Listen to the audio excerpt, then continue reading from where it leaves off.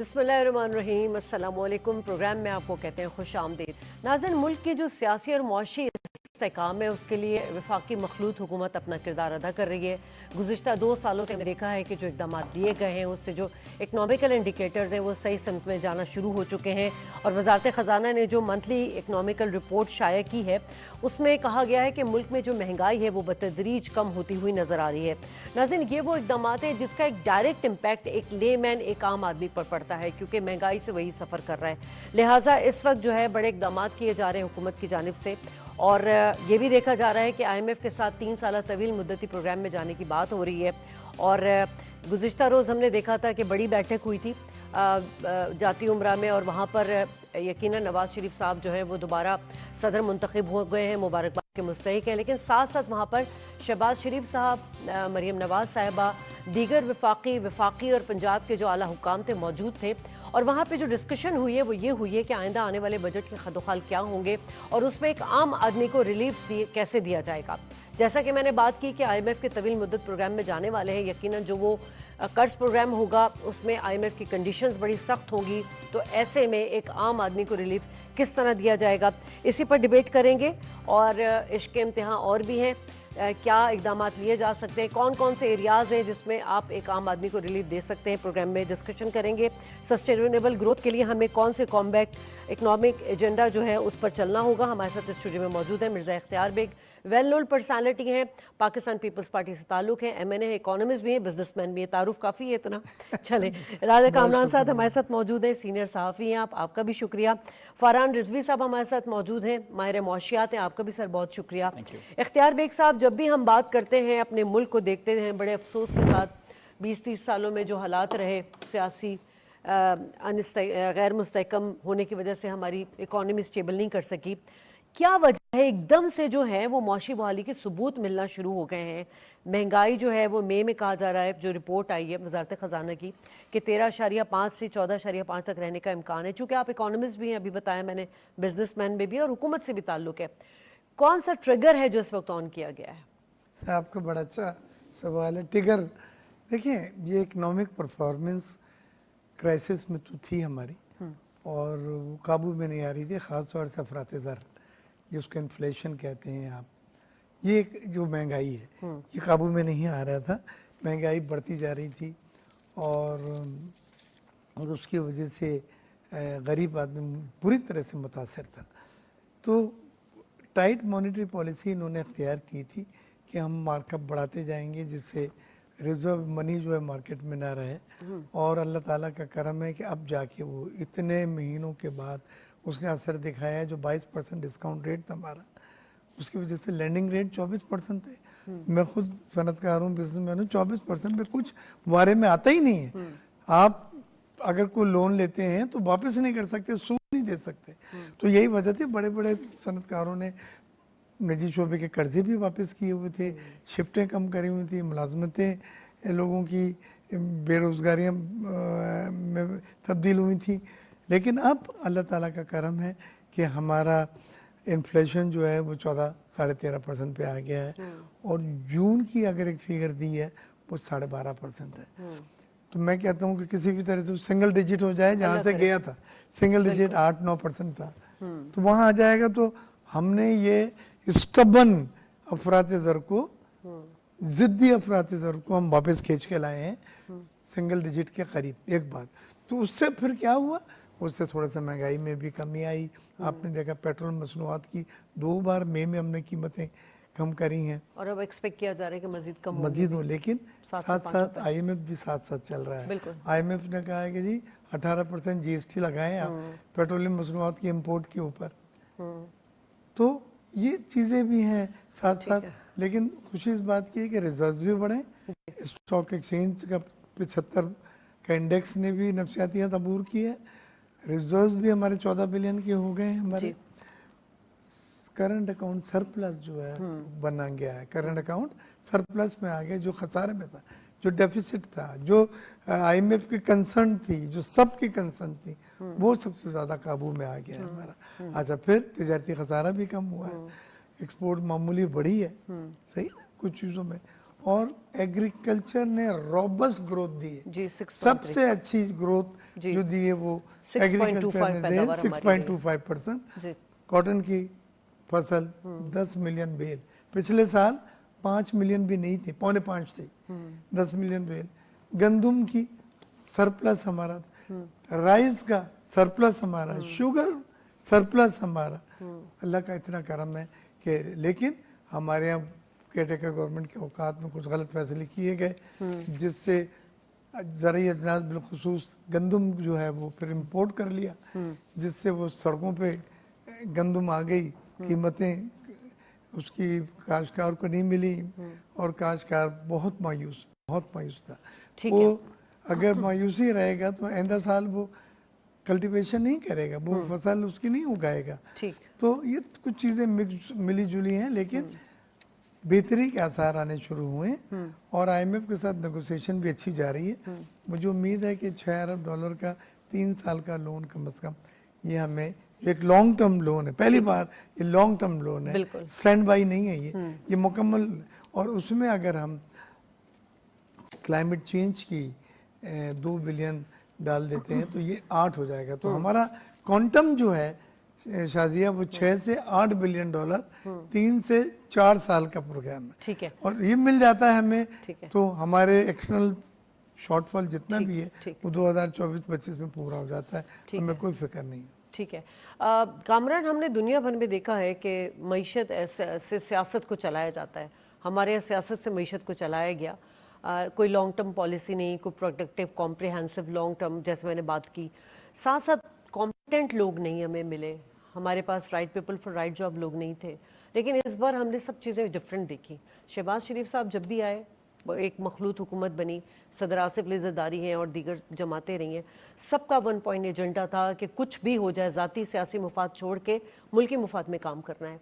आप किस तरह देख रहे हैं तमाम चीज़ों को? देखिए, इसको, ये जो इस वक्त की हुकूमत है, ये पिछली जो हुकूमत थी, ये उसका एक तसलसल है। पिछली हुकूमत ने जो सख्त फैसले किए थे उसकी पॉलिटिकल कॉस्ट लोगों ने इलेक्शन में अदा की, और मगर उसके बावजूद ये फिर भी अवामी मैंडेट लेकर एक मखलूत हुकूमत बनाने में कामयाब हुए। जो पॉलिटिकल कॉस्ट अदा की थी, अब उसका जो डिविडेंड है वो इनको मिलना शुरू हो गया है। हम देखेंगे कि इंटरनेशनल भी हालात तब्दील हो रहे हैं और लोकली भी हमारे हालात तब्दील हो रहे हैं। जिस दौरान हमारे पास 22% इंटरेस्ट रेट था, उस वक्त अमेरिका में जो नियर जीरो इंटरेस्ट रेट होता था वो भी जो है 5-6% पर आ गया। और इसी तरह से यूके की मार्केट, जो पूरी दुनिया में स्टैंडर्ड मानी जाती है, लंदन इंटरबैंक ऑफर रेट, वो भी बहुत ऊपर रहा।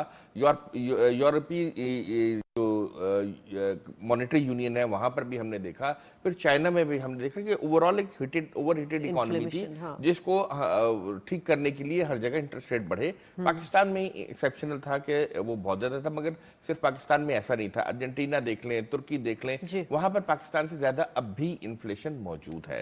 जी, नंबर एक बात तो ये है। दूसरी बात ये है कि सियासत में जो है आपको कीमत अदा करनी पड़ती है और फिर उसका आपको फायदा भी होता है। इस वक्त देखिए कि गंदुम इंपोर्ट हुई है, उसके फायदे आम आदमी को मिल रहे हैं। किसान को थोड़ी सी तकलीफ इस वक्त है, और अगर हम अपनी वाइज पॉलिसी लें, अफगानिस्तान और ईरान के लिए हम अगर अपनी गंदुम को एक्सपोर्ट को खोलें तो उस तरफ से हमें एक रिलीफ हम किसान को दिला सकते हैं। देखिए, गंदुम का वाफिर होना हमारे लिए एक अच्छा और अच्छी बात है, जो हमारी फूड सिक्योरिटी के लिए बहुत अहम है। दूसरी बात यह है कि इसके साथ साथ हम देखें कि हमारे पास जो चिकन है, जो प्रोटीन का लेवल हमारा डाउन हो रहा था, लोगों का बहुत महंगी हो गई थी, उसकी भी कीमतें बहुत तेजी से नीचे आई हैं और अब अफोर्डेबल प्राइसिंग में आ गई हैं। इसके अलावा आप देखेंगे ग़िज़ाई जनास में भी हमारे पास बेहतरी आई है, और ये कोई एक दिन में नहीं हुआ है। इसके लिए मैंने जैसे बताया कि मौजूदा जो इत्तेहादी हुकूमत है उसने एक पॉलिटिकल कॉस्ट पे की है। इसमें जो सबसे अहम चीज है वो है रुपए की कदर। रुपए की कदर जो है इस वक्त हम देख रहे हैं कि 300-310 की पर टच की थी, 350 और 360 की बातें हो रही थी। उसको जब एडमिनिस्ट्रेटिवली और उसके दीगर चीजों से भी उसको कंट्रोल किया है, उसकी जो स्मगलिंग रोकी है, उसके जो डॉलराइजेशन हो रही थी उसको रोका है। तो अब देखिए कि रुपए की कदर जो है अब आकर 285, 286 और 290 के दरमियान एक रेंज में मौजूद है। अब उसमें ना स्पेकुलेशन जो नहीं हो रही है। 278 ही है। जी जी जी, तो वो इस लिहाज से ना हम देख रहे हैं कि एक स्टेबिलिटी जो है ओवरऑल आई है, मगर इस स्टेबिलिटी की जो कीमत है वो पहले गवर्नमेंट अदा कर चुकी है, जिसका अब डिविडेंड मिल रहा है। दूसरी बात यह है कि देखिए कि इस वक्त आपने जो डिप्लोमेसी शुरू की है यूएई से और मिडिल ईस्ट कंट्रीज से और अब चाइना से, ईरान से, चाइना से, जी। चाइना से, उसके भी अब आपको फवाइद मिलना शुरू हो गए हैं। आपकी देखिए, आपकी अगर आप अपनी जमीनी बॉर्डर को देखें ना, तो आपके तीन तरफ बड़े डिफिकल्ट नेबर्स हैं। एक तरफ भारत है जिससे हमारी कॉन्फ्लिक्ट है, दूसरी तरफ ईरान है और फिर अफगानिस्तान है। दोनों पर जो है इंटरनेशनल सैंक्शंस मौजूद हैं और कोई भी मुल्क ना आइसोलेशन में ग्रो नहीं करता, रीजन ग्रो करते हैं हमारी। लेकिन सर ये भी जियो पॉलिटिक्स की नजर हो गया। जी जी, ईरान भारत के साथ ट्रेड कर रहा है, रशिया कर रहा है, कोई प्रॉब्लम नहीं है। पाकिस्तान जहां बात करता है सैंक्शन की बात आ जाती है, तो वो जियो पॉलिटिक्स का जी जी बिल्कुल हमारे साथ बिल्कुल ऐसा हो रहा है। हमने मुसद्दिक मलिक साहब से भी बात की थी और वो इसी बात पर कह रहे थे कि देखें, अगर तुर्की, ईरान और इंडिया जो है ईरान से अगर ऑयल खरीद सकता है और उस पर कोई पाबंदियां नहीं लग रही, तो हम क्यों नहीं गैस पाइपलाइन बना सकते। सो अब इस पर जो अब हमारी जो थिंकिंग है वो चेंज हो रही है। बार्टर ट्रेड पे आ गए हम, बार्टर ट्रेड पर आ गए हम, एड्स के बजाय इन्वेस्टमेंट पर आ गए। बहुत सारे अच्छे इकदाम लिए जा रहे हैं। जी बिल्कुल। अच्छा फरहान साहब, हम जैसे अभी बात की मैंने इनसे कि भाई क्या प्रॉब्लम थी कि मुल्क की इकोनॉमी जो है वो सही नहीं हो पा रही थी, उसमें तो सियासी अनस्टेबिलिटी की भी बात आ गई, लेकिन वो जो एक मिस हैंडलिंग और जो मिडल मैन का किरदार रहा है हमारी इकोनॉमी में, उसने बेड़ा गर्क किया इस मईशत का। अभी जैसे हमने बात किया कि क्रैकडाउन किया, जब अस्करी क़यादत आई सिविल हुकूमत के साथ और उन्होंने जितने ये स्टेप्स लिए, उससे देखिए कि कितना फ़र्क पड़ा है। तो ये हमारे बीइंग अ नेशन हमें ये सोचना चाहिए, सबको अपना अपना किरदार अदा करना चाहिए, ये कितना इम्पोर्टेंट है।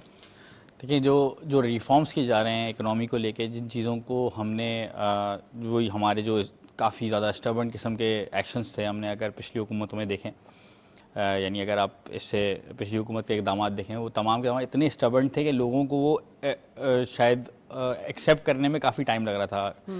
खुद इन्फ्लेशन इट्स नॉट लाइक कि यहाँ पर सिर्फ पाकिस्तान में हो रही थी, दुनिया भर में देख रहे थे हम।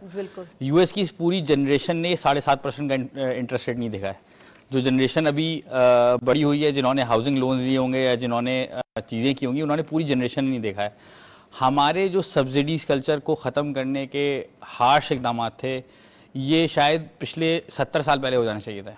ये कल्चर आज ख़त्म हुआ है, इसको हम शायद अगले 30 साल में देखेंगे कि हमने जो आज सख्त इक़दाम लिए हैं, जो शायद हमारे लिए टफ़ टाइम था पिछले 2 सालों का जो हमने गुजारा है, ये अगले 30 साल आपके लिए इतना फ्रूटफुल होगा। क्योंकि आप क्या कर रहे थे कि आप 10 रुपये पे चीज़ ले रहे थे और 6 रुपये की आवाम में दे रहे थे और 4 रुपये का हुकूमत अपने ख़जाने पे नुकसान ले रही थी। ये कल्चर ख़त्म करना बहुत ज़रूरी था, क्योंकि ओवरऑल आप इसके मुतहम्मिल ही नहीं थे, आपका रिजर्व्स का मुतहम्मिल नहीं था। अगर आप आज बात करें इन्फ्लेशन का जो नंबर आप 14% का बोल रहे हैं, 13.5% बोल रहे हैं, अल्टीमेटली अब इंटरेस्ट रेट नीचे आना शुरू होगा, लिक्विडिटी की इंजेक्शन होगी सिस्टम में, बिजनेसेस फ्लरिश करना शुरू करेंगे। ये अच्छा सर, एक आम आदमी के लिए समझा दें, क्योंकि इंटरेस्ट रेट पर बात आ रही है, क्या स्टेट बैंक ने जो इंटरेस्ट रेट को बरकरार रखा था 22% पर, उससे महंगाई में इजाफे होने के खदशात कम हुए हैं?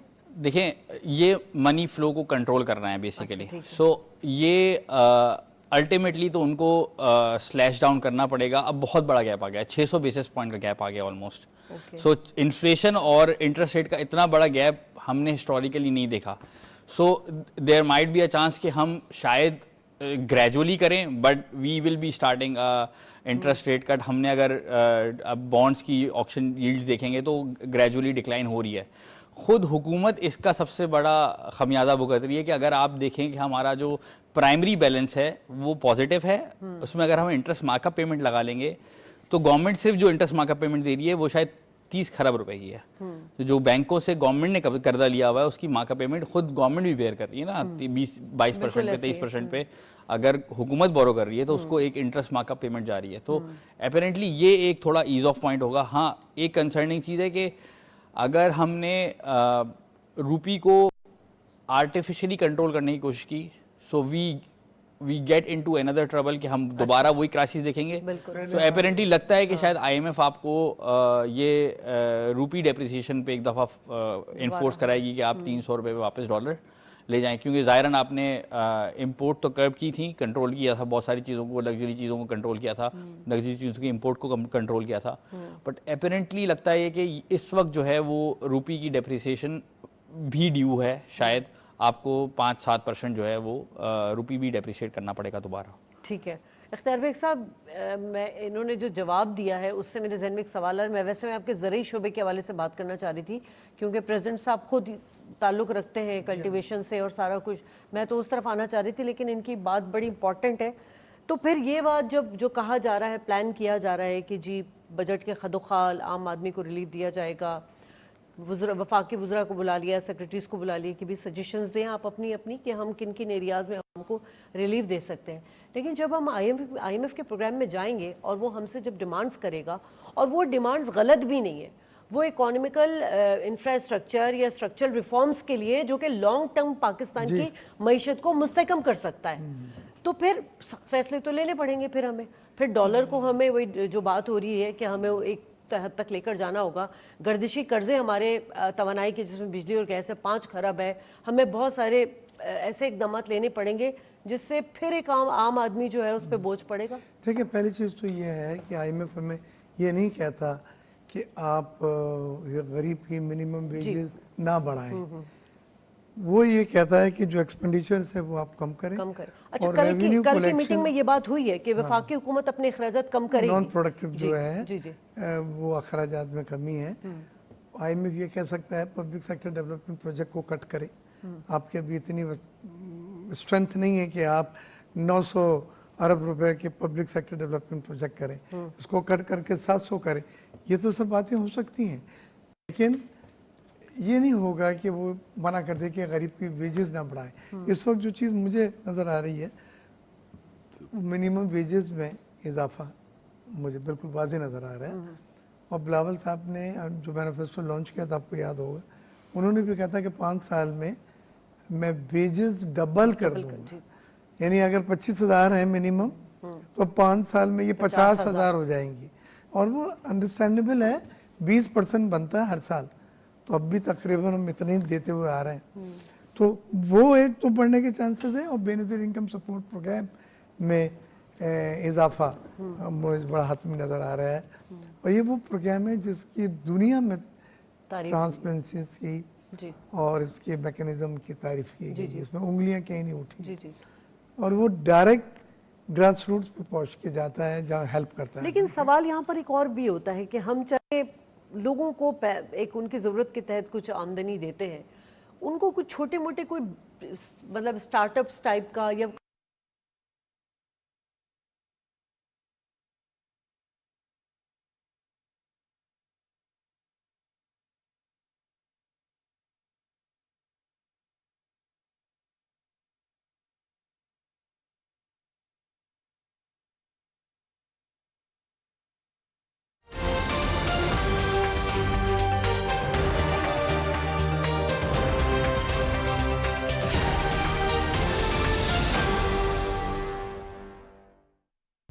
बढ़ता दर्जा जिनके पास कोई कैश रिसोर्स नहीं। तो अब मैं ये कहता हूँ कि देखिए इस बार बजट में बहुत सारी ऐसी चीज़ें हैं कि जो आपको अनपॉपुलर मिलेंगी, क्योंकि वो आईएमएफ की रिक्वायरमेंट है, और हमने हर हालत में आईएमएफ के साथ एग्रीमेंट करना है, क्योंकि ये कमिंग ईयर 2024-25 में $9 अरब का शॉर्टफॉल है हमको एक्सटर्नल फाइनेंसिंग में, कर्जों के अदायगियों में, और 9 में मेजॉरिटी जो है वो हम एक पोर्शन यहाँ से ले रहे हैं, कुछ रोल ओवर होगा वगैरह वगैरह। तो मैं ये समझता हूँ हम बड़े अरसे के बाद दोबारा ट्रैक पर आए हैं, अफरात-ए-ज़र हमारा कंट्रोल हो गया है, और रिजर्व्स हमारे बढ़ रहे हैं, रुपी हमारा मुस्तहकम हुआ है, करंट अकाउंट हमारा सरप्लस हुआ है, ट्रेड डेफिसिट हमारा कम हुआ है।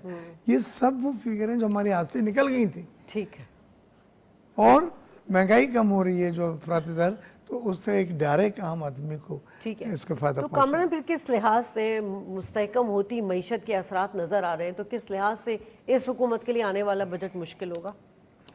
देखिए बजट में कोई सब्सिडाइज्ड रिलीफ देना गवर्नमेंट के हाथ में नहीं है, सबसे पहली बात ये है। पीएसडीपी की बात की है बेग साहब ने, 900 अरब रुपए से ज्यादा का पीएसडीपी था, 37.5% से 7% हम सिर्फ यूटिलाइज कर पाए हैं, सिर्फ 353 बिलियन रुपीस यूटिलाइज हुए हैं। तो इसका मतलब ये है कि हमारे पास या तो कैपेसिटी के इश्यूज हैं या केयरटेकर गवर्नमेंट जो है उसने डेवलपमेंट एक्सपेंडिचर नहीं किया है। तो हमें पहले देखना होगा कि एलोकेशन हम ऐसी करें जो रियलिस्टिक हो और हमारी जो इदारे हैं वो इसको एब्जॉर्ब कर सके और उसको जज्ब करके मैशत में लगा सके। जब पीएसडीपी का ये रकम लगती है तो ये रकम कई शोबों में मल्टीप्लायर इफेक्ट देती है। और ये देखें, इससे सीमेंट इंडस्ट्री चलती है, पीएसडीपी से स्टील इंडस्ट्री चलती है, जो कि और आपकी इकोनॉमी को जो बूस्ट देती है। एक बात तो ये है, और हमारे पास बहुत ज़रूरी है कि हम अपने जो बिग इंफ्रास्ट्रक्चर प्रोजेक्ट्स हैं उनको कंप्लीट करें, जिसमें डैम्स हैं, जिसमें रोड्स हैं, जिसमें और इंफ्रास्ट्रक्चर मौजूद है। दूसरी अहम बात यह है कि आवाम को रिलीफ कहाँ मिल सकता है। आवाम को रिलीफ जो है इससे मिल सकता है कि आप इकोनॉमी के व्हील की जो है उसको चलाना शुरू करें। देखिए, बेग साहब ने बात की ना बेनजीर इनकम सपोर्ट प्रोग्राम की, वो तो पुअरेस्ट फॉर द पुअर है। वो अब मुझे इस पर थोड़ा सा ये बात है कि अब इतने साल हो गए हैं, कोई चौथी गवर्नमेंट आ गई है इस प्रोग्राम को शुरू हुए हुए, मगर अब तक क्या जो लोग वो इनकम ले रहे थे 10, 15, 20 साल में, क्या वो उस गुर्बत से निकले हैं कि नहीं निकले? इस पर एक स्टडी होनी चाहिए ना, और उसको देखना चाहिए कि क्या आया, हम ये तो दे रहे हैं, उनको जिंदा तो रख रहे हैं, मगर क्या हम उनको ग्रेजुएट कर रहे हैं कि वो खतरे गुर्बत से निकलकर एजुकेशन प्रोग्राम्स और हेल्थ प्रोग्राम्स इन सब चीजों पे इसके कोई ये नहीं आया कि ये किस हद तक गुर्बत में डेंट डाल रहा है प्रोग्राम। इसकी स्टडी होनी चाहिए। दूसरी अहम बात यह है कि हमें जो आवाम को रिलीफ मिलना चाहिए वो मिल चुका है और वो मिल रहा है, और वो है इन्फ्लेशन में। इन्फ्लेशन में रिलीफ जो है वो बहुत बड़ा रिलीफ है, जिससे देखेंगे बहुत सी चीजों में डिफ्लेशन हुई है। मैंने नोटिस किया कि अशिया खुरोनोश की कीमतें कम जरूर होती हैं, लेकिन ये जो वही बात आ जाती है ना आपकी, ये मिडल मैन और मिस हैंडलिंग करने वाले जो लोग हैं, एडमिनिस्ट्रेटिवली वो चीज़ एग्जीक्यूट नहीं हो पाती है कि एक आम आदमी को वो चीज़ एक्चुअल सस्ती प्राइस पे मिले। देखिए, अभी देखें, आटा सस्ता हुआ है। आटे की बोरी जो मैं 1700 रुपए की लाता था, अब वो 1150, 1200 रुपए पर आ गई है। मैंने बताया जैसे चिकन सस्ता हुआ है, चावल की कीमतों में कमी आई है, और इस तरह से हम देख रहे हैं कि सब्जी भी और ईडेबल ऑयल भी और पेट्रोल भी, ये तमाम चीजें जब सस्ती होती हैं तो आम आदमी को इससे रिलीफ मिलता है।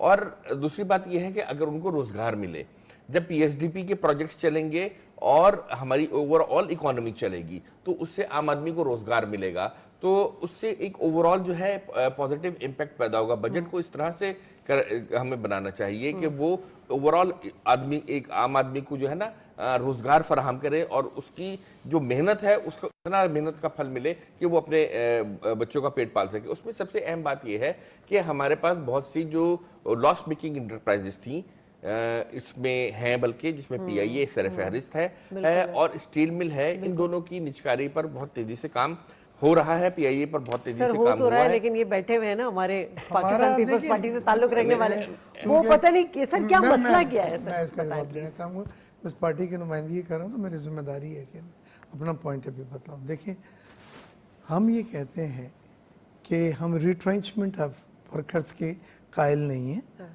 हम इस लोगों के चूल्हा बुझाना नहीं चाहते, हम चूल्हा जलाना चाहते हैं। किस तरह से? इसके नए टूल्स आ गए हैं। एक तो हम ये कहते हैं पब्लिक प्राइवेट पार्टनरशिप में आप लें, ट्राई करें। हमारे पास सक्सेसफुल मॉडल है, एंग्रो का पूरा थर्कोल का पब्लिक प्राइवेट पार्टनरशिप का है। यहाँ पे मेट्रो जो बने, जितने अपना हाईवेज वगैरह बना रहे हैं, सब पब्लिक प्राइवेट पार्टनरशिप। तो सिंध का ये सक्सेसफुल मॉडल है, इसको अप्लाई करें। एक चीज़, दूसरे हमने यहाँ तक प्रपोज किया है कि आप इन्वेस्टर्स को 3 साल का टाइम दें कि स्टाफ को न निकाले। हमने यहाँ तक दिए एक प्रपोजल में कि कॉमन पूल रखा जाए। और आखिरी चीज़, गोल्डन हैंडशेक। अभी बैंक, यूबीएल, एमसीबी में गोल्डन हैंडशेक से वो एक्सेसिव ग्रुप वाले तो बहुत इंटरेस्टेड थे पीआईए की प्राइवेटाइजेशन के लिए।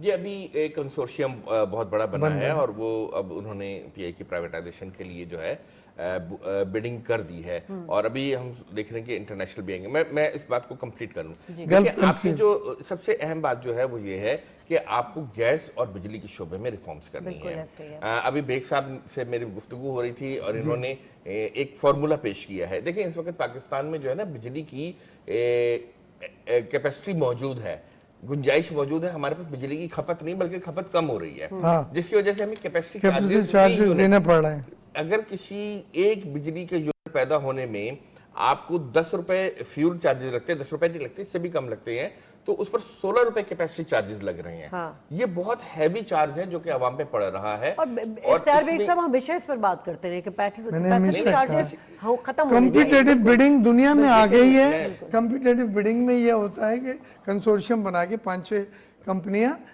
600 मेगावाट ऑफर करती है। आपके दरमियान बहस होती रहेगी, फुरकान रह जाएगी। चले आप मैं कंप्लीट कंप्लीट कर करें लूं। फरहान साहब के तो पास। उसमें ये है कि आप अपनी जितनी ज्यादा बिजली की पैदावार को यूटिलाइज करेंगे उतनी ज्यादा जो है आपकी जो बेहतरी आएगी। अब इन्होंने एक फार्मूला दिया है कि इलेक्ट्रिक को कि जी जो करंट बिल है वो लेना शुरू करें। करंट बिल लेंगे तो बिजली की जो लोड शेडिंग है वो कम होना शुरू होगी।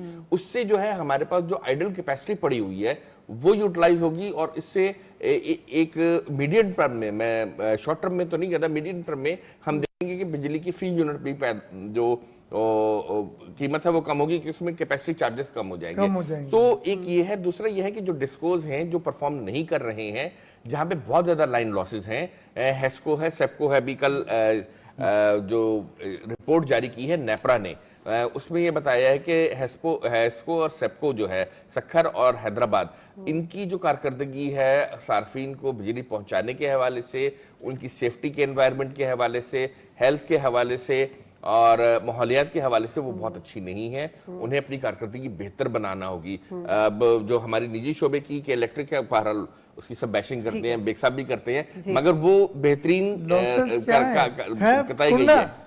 नहीं, बेग साहब कारकर्दगी बेहतर बताई गई है। सो मैं ये समझता हूं कि हमें जो है निजी शोबे को जो बिजली की डिस्ट्रीब्यूशन है, हमारे पास पावर जनरेशन में निजी शोबा है, ट्रांसमिशन में एक ट्रांसमिशन लाइन बेच चुकी है, और अब हमें जो डिस्ट्रीब्यूशन का शोबा है उसमें अभी के इलेक्ट्रिक वाहिद है, इसमें बाकी इंडस्ट्रीज को लाना होगा ताकि वो उसमें आके काम कर सके। लास्ट मैं एक पॉइंट कहना चाहूंगा आईटी के एक्सपोर्ट पे, अगर आप फुरकान साहब को ले ले तो फिर उसको हम नेक्स्ट, ठीक है, हम इसको नेक्स्ट पे कर लेंगे। फरहान साहब, डिबेट बात तो आपने सुनी, अगर आपके जहन में कोई पॉइंट है तो वो भी दूसरा ऐड ऑन कर लीजिए। स्टॉक एक्सचेंज के हवाले से भी इतनी बेहतरीन परफॉर्मेंस रही है। 3 चीज़ों का हम हिस्टोरिकली समझें तो शायद हमें आसानी होगी। अगर हम गंदम के क्राइसिस को पढ़े और रीजनल फूड क्राइसिस को पढ़ें, यानी जो इन्फ्लेशन बढ़ रही थी दुनिया में, सो जब हमने यूक्रेन का ये वॉर स्टार्ट हुई और वहाँ से गंदम की एक्सपोर्ट आना बंद हो गई और पाकिस्तान में प्रोडक्शन कम हुई, तो उससे दुनिया भर में गंदम के प्राइसेस बढ़े। सेम जब इंडोनेशिया ने एडिबल ऑयल की एक्सपोर्ट बंद कर दी तो दुनिया भर में एडिबल ऑयल की प्राइसेस एक्सपोर्ट जब उन्होंने बैन की कि हम अपनी लोकल को यूटिलाइज करेंगे सारी प्रोडक्शन। हमें अपने साबका तजुर्बों से सीखना चाहिए कि आज अगर हमारे पास गंदम एक्सेसिव मौजूद है तो हमें एक्सपोर्ट की तरफ जाना चाहिए। आज अगर हमारे पास शुगर एक्सेसिबल मौजूद है तो हमें उतनी एक्सपोर्ट करनी चाहिए कि वापस यहाँ पे इम्पैक्ट ना आना शुरू हो जाए प्राइस पे, क्योंकि ज़ाहिरन आपको एक्सपोर्ट पे एक ज़्यादा अच्छी प्राइस मिल रही होती है तो हमारे लोग सारे एक्सपोर्ट करना शुरू कर देते हैं। कंट्रोल इज़ नेसेसरी, बट हमें अपने साबका एक्सपीरियंसेस से सीखना चाहिए कि हमें कौन से रिफॉर्म्स लेने हैं, कौन से नहीं लेने हैं। मोस्ट इम्पॉर्टेंटली जो इन्होंने आईटी की बात की, आपके पास इतना ज़्यादा टैलेंट मौजूद है पाकिस्तान में। अभी हम रोड शो पे थे, इंटायर यूएस सारे फंड मैनेजर से मिले, पाकिस्तान स्टॉक मार्केट का केस, पाकिस्तान का केस पिच कर रहे थे। सो वो they are heavily relying on the outsiders जो शायद आपके नेबरिंग कंट्री में बैठते होंगे या बांग्लादेश से काम करते होंगे, वियतनाम से काम करते होंगे।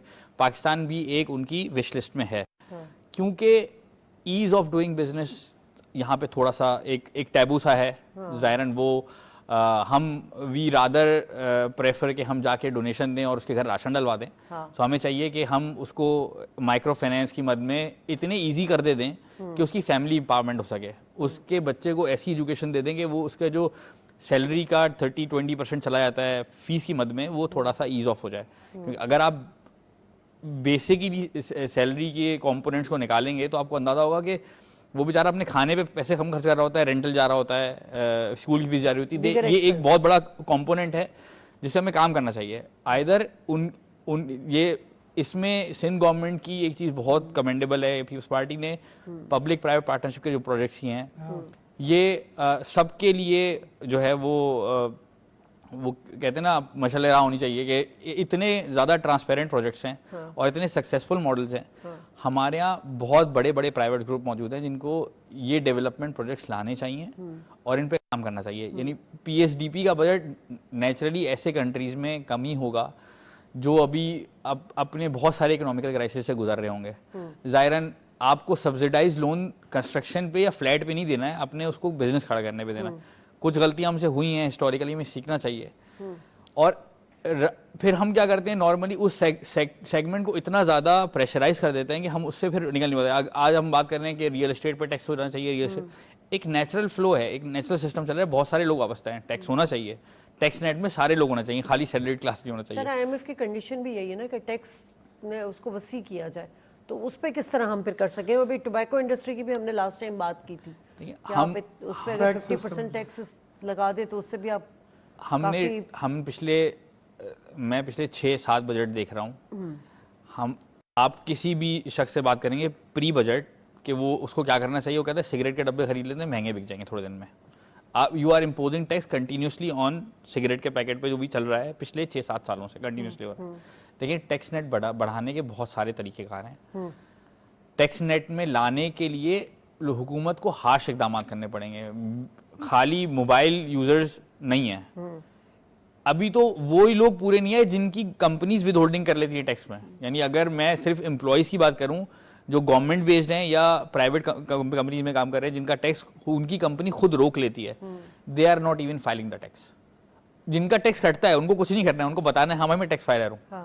तो अभी तो ये अवेयरनेस देने की जरूरत है कि अगर आप टैक्स फाइलर होंगे, टैक्स कल्चर प्रमोट करने की जरूरत है। दूसरा सबसे बड़ा इशू है कि अगर कोई सैलरी क्लास टैक्स दे रहा है और वो effectively he ended up paying 50% of his salary in tax. ये नहीं वो पहले आपको टैक्स कटवाता है, फिर वो जाता है ग्रोसरी करने के लिए तो वहां पर भी उसको टैक्स देना पड़ता है। उसको जब टैक्स फाइल करने आता है किसी किस्म की कोई एग्जाम्पशन मौजूद नहीं है। पहले वो म्यूचुअल फंड में पैसे रख लेते थे कि कहीं इन्वेस्टमेंट कर लेते थे, हाउसिंग लोन ले लेते थे। अब वो तमाम की तमाम आपने जो है एग्जाम्पशन खत्म कर दिए। ये दुनिया भर में प्रैक्टिसेस हैं। एक आपका बहुत बड़ा पोर्शन है जो सैलरी क्लास टैक्स दे रहा है आपको, एटलीस्ट कम से कम वहां पे एग्जाम्पशन तो देनी चाहिए। लेकिन कुछ तो बेहतरी हुई है ना कि एफबीआर के महसूलात में इजाफा हुआ है 30.6%। नेचुरली आपकी कलेक्शन में ऑब्वियसली इजाफा होगा, अगले साल में भी इजाफा होगा, मगर आप 250 मिलियन की आबादी हैं। आपके टैक्स नेट में शायद 4 या 5 मिलियन लोग होंगे। टोटल नंबर तो आप अपना 10%। फरहान साहब हम हर शो में ये बात तो जरूर करते हैं कि किस तरह लोगों को टैक्स नेट में लेकर आए, आपके पास क्या सजेशंस हैं? देखिए सबसे आसान हल है कि आज हर शख्स के पास बैंक अकाउंट है और हर दूसरे शख्स के पास डिजिटल वो बैंक अकाउंट है जो जिसको आप इजी पैसा कहते हैं, जैज कैश कैशर। तो इसका मतलब एनआईसी का डेटा तो अवेलेबल है ना। सो जितने पाकिस्तानियों का आज बैंक अकाउंट मौजूद है, कम से कम उनको तो टैक्स नेट में ला सकते हैं ना। सो वो सारा का सारा डेटा पाकिस्तान की टैक्स कलेक्शन अथॉरिटीज़ के पास भी है और उन तमाम लोगों के पास भी है। तो लाने के लिए कौन से हिकअप्स हैं ये तो ज़ाहिरन वो टीम ही सजेस्ट कर सकती है कि उनको कैसे लाना है, मगर डेटा तो अवेलेबल है। डेटा किसी से हिडन नहीं है। ठीक है, आप इख्तियार साहब क्या सजेस्ट कर सकते हैं, किस तरह हम टैक्स नेट में लेकर आ सकते हैं? देखिए हमारा टैक्स का जो फॉर्मेट है वो डिस्टॉर्शन है उसमें। अच्छा, वो ये है कि हम इनडायरेक्ट टैक्सेस के ऊपर ज़्यादा जोर हमारा हो गया है। इनडायरेक्ट ये है कि आपने सिम डलवाया 100 रुपये का, वहीं पे 30 रुपये कट गए, 70 का क्रेडिट मिला, 100 पैसे ले लिए उससे। ये इनडायरेक्ट टैक्सेस की एक अगली मिसाल है। हम इम्पोर्ट स्टेज पे ले लेते हैं, ये रेग्रेसिव स्कीम से फेल इन दुनिया में। एक तो आप डायरेक्ट टैक्सेस सिस्टम अपना पैदा करें, दूसरी चीज़ जो है एग्रीकल्चर देती है मुल्क की इकोनॉमी में कंट्रीब्यूट 20%, लेकिन टैक्स में वो कंट्रीब्यूट करती है 1%। सनत मुल्क इकोनॉमी में कंट्रीब्यूट करती है 21%, लेकिन उसका टैक्स है 67% ओवर बर्डन। सही है ना। सर्विस सेक्टर मुल्क की इकोनॉमी में है 60%, लेकिन टैक्स जो दे रहे हैं वो 27% है। तो ये बैलेंस करने जितना तुम्हारा हिस्सा है मुल्क की इकोनॉमी में इतना टैक्स तो दो, जितनी कंट्रीब्यूशन है उस परसेंटेज के हिसाब से दे। 20% में एक क्यों दे दें भाई? और जिसके ऊपर 21% है सनत का, वो आप उससे ले रहे हैं 67%, तो ओवर बर्डन होगी ना वो सनत, गैर मुकाबलती होती जा रही है। तो मेरा कहने का मकसद ये है, एक तो आपने टैक्स सिस्टम में और एनर्जी सेक्टर्स में रिफॉर्म्स लाने हैं, ये सब चीजें जो मैं बता रहा हूँ। एक चीज ऐड करूंगा बस, कैपेसिटी पेमेंट पे अगेन, ये सबसे बड़ा इशू है जो शायद आवाम को सबसे बड़ा बर्डन देता है। ठीक कि आपने कमिटमेंट्स किए हैं, उसकी कैपेसिटी पेमेंट्स दे रहे हैं। किसी ने आपके कहने पे 10 मेगावाट का प्लांट लगाया था, आप उसको 10 मेगावाट की कैपेसिटी दे रहे हैं, उससे यूटिलाइज कर रहे हैं 1 मेगावाट। एक बहुत बड़ा इशू है, इसको खत्म होना चाहिए। दूसरा, लाइन लॉसेस और यूएफजी लॉसेस पे काम करना चाहिए। अच्छा चाहे सर, मैं एक कमल से साहब, बात, मैं ये नहीं कह रहा कि आप एग्रीमेंट स्क्रैप कर दें। जो एग्रीमेंट एक्सपायर हो गए हैं उनको जब रीनेगोशिएट करें तो नई टर्म्स पे कर लें भाई। आप 17% गारंटी इक्विटी पे देने की अब जरूरत नहीं तो है। सर कमल साहब, क्या रिफॉर्म्स पे क्या पॉलिटिकल कैपिटल इश्यूज है? सरचार्ज अभी देने की जरूरत नहीं है। देखिए, हमारी जो मादरत के साथ जो ब्यूरोक्रेसी है उसमें कैपेसिटी नहीं है ये तमाम मसाइल जो इस वक्त इकोनॉमी में है इसको हल या करने नियत की। नहीं? नहीं, एक कैपेसिटी का इशू है। देखिए, हम किसी की नियत को नहीं कह सकते, कैपेसिटी का इशू है। उनको जो चीजें सिखाई जाती है ना, उनको सिखाई जाती हैं डीसी लेवल की, एडमिनिस्ट्रेशन लेवल की। उनको वो नहीं सिखाया जाता जो इकोनॉमी के, ये इकोनॉमी के मसले हैं, इनको इकोनॉमी जानने वाले लोग, कारोबार जानने वाले लोग हल कर सकते हैं। इसके लिए आपको काम करना होगा। दूसरा, मैं आपको आईटी के बारे में बात कर रहा था। इन्होंने बताया कि आईटी के बारे में पाकिस्तान में बड़ा है, मगर आप आईटी को फरोग कैसे देंगे जब आपके पास इंटरनेट नहीं होगा?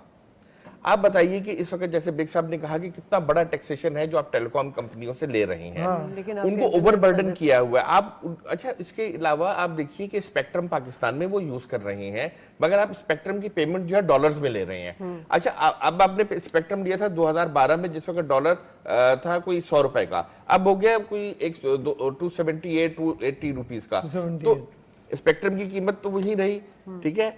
आप वो डॉलर में पे कर रहे हैं जब आप कमा पाकिस्तानी रुपए में। तो ये जो डिस्टॉर्शन आई हुई है आईटी और टेलीकॉम सेक्टर में, इसको दूर होना है। आईटी और टेलीकॉम सेक्टर को टैक्सों से के बोझ से हल्का करना है। उनके लिए स्पेक्ट्रम और जो टेक्नोलॉजी की अडॉप्टेशन है उसके लिए ऐसी पॉलिसी बनानी है कि उनकी अप फ्रंट जो लाइसेंस फीस है वो कम हो। अगर लॉन्ग टर्म में भी गवर्नमेंट उनसे अर्न करना चाहे, बिल्कुल उसको अर्न करना चाहिए, मगर अप फ्रंट कॉस्ट को कम करें। अब देखें कि पहले होता था कि जी आपने लाइसेंस लिया है और उसकी फीस आपने 5 एक साथ में दी है। अब उसके ऊपर आप लाइबोर भी लगा देते हैं, लंडन इंटरबैंक ऑफर रेट भी लगा देते हैं कि जी अगर आप 5 किस्तों में देंगे तो आपको लाइबोर भी देना पड़ेगा। देखिए, इस तरह की आप चीजें ना करें। आपको आईटी और टेलीकॉम की और डिजिटलाइजेशन की बहुत जरूरत है, ई गवर्नमेंट की जरूरत है। उसके लिए आपको इंटरनेट को बहुत पाकिस्तान में मैसिवली फैलाना होगा। पाकिस्तान में तेजी से इंटरनेट फैलाएंगे ताकि बाहर से जो लोग हैं वो काम कर रहे हैं, हमारे फ्रीलांसर हैं।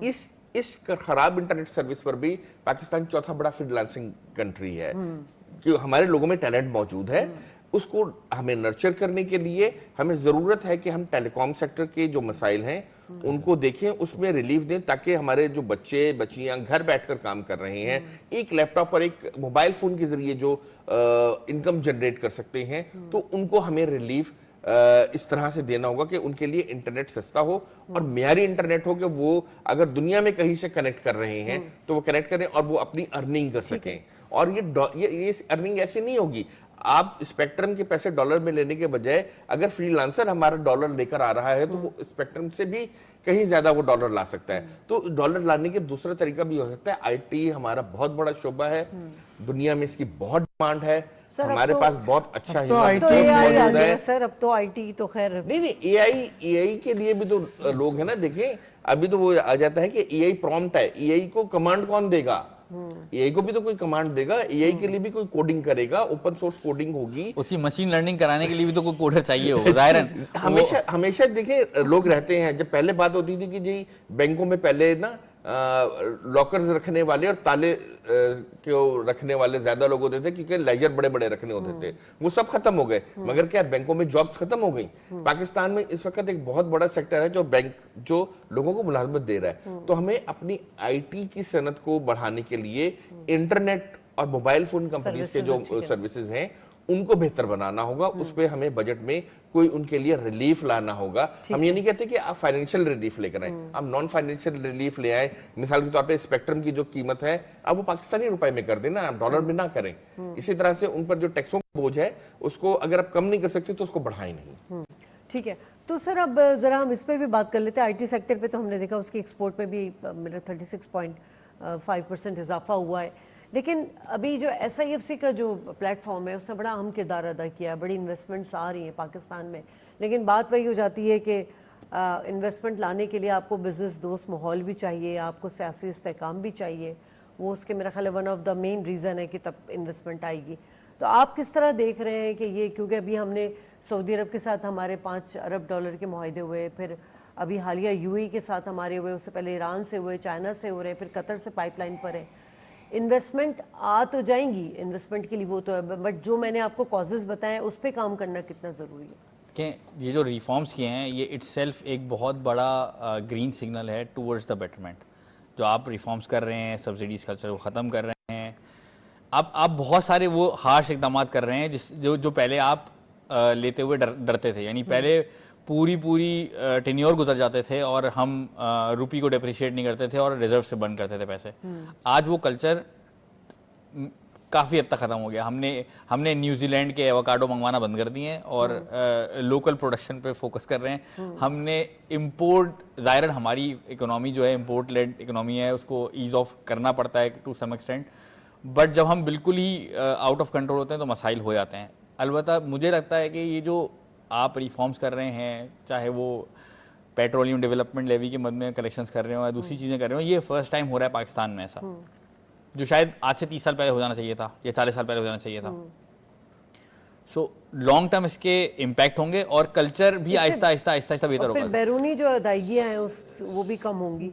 आप मेजॉरिटी तो आप शायद कुछ अरसे तक रोल ओवर पे ही वो करेंगे। स्वैप डिपॉजिट जो है वो रोल ओवर, वो आपके रोल ओवर हो जाएंगे, वो तो पेमेंट में थोड़ा आपको ईज ऑफ हो जाएगा, मगर आगे जाके आपके लिए काफी ज्यादा बेनिफिट होगा। सबसे इम्पोर्टेंट है कि जो आपने सवाल पूछा था, जी, उनका सबसे बड़ा काम ये है कि बड़े FDI को लाना, छोटे नहीं, बड़े जो है ऑयल रिफाइनरी के प्रोजेक्ट हैं, रिकोडेक की शेयर होल्डिंग वो बेच रहे हैं, एयरपोर्ट की रिसोर्सिंग है, प्राइवेटाइजेशन, गल्फ कंट्रीज 2 इंटरेस्टेड हैं हमारे PIA में, उसमें तो इसमें SIFC में जो चीज़ मुझे सबसे अच्छी लगी है कि सिविल मिलिट्री क़यादत का जॉइंट ऑपरेशन ये सक्सेसफुल मॉडल है। और ये FATF में उन्होंने पहले बार किया था, ग्रे लिस्ट से पाकिस्तान जब निकला वहाँ से शुरू हुआ था, मैं ऑब्जर्व कर रहा हूँ। और वो अब आपको पता है सऊदी अरब के साथ बायलैटरल इन्वेस्टमेंट ट्रीटी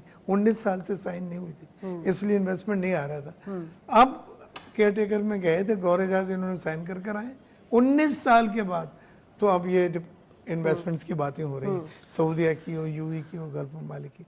तो SIFC के जो बड़े काम है कि जो 15-15, 20-20 सालों से चीज़ें रुकी हुई थी, नहीं हो रही थी, इनकी मसल्स इतने हैं कि ये अपने जो उनकी टीम है सिविल मिलिट्री क़यादत के जॉइंट ऑपरेशन के तौर पे इन चीज़ों को करा के आगे बढ़ना है।